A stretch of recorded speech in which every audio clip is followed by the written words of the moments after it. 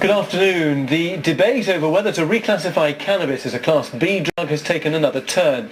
BBC News has been told that the official body advising the government on drugs policy thinks cannabis should keep its lower Class C status. That opinion appears to conflict with the Prime Minister's view and that of senior police officers who say it should be restored to Class B.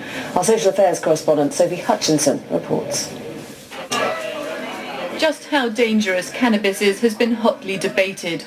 4 years ago it was downgraded from a Class B to a Class C drug. But that's been strongly opposed by critics who insist it sends out the wrong message.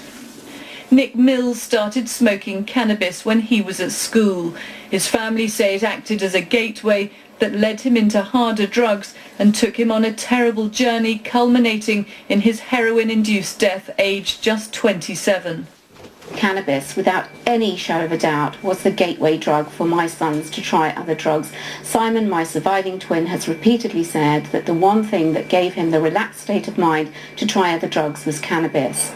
But there's growing concern that cannabis isn't just a so-called gateway drug, but has become dangerous in its own right, with possible links to mental illness, including schizophrenia.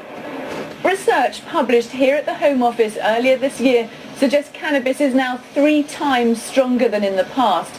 And that's because the variety known as skunk now dominates the market, and there's particular concern for the health of young people.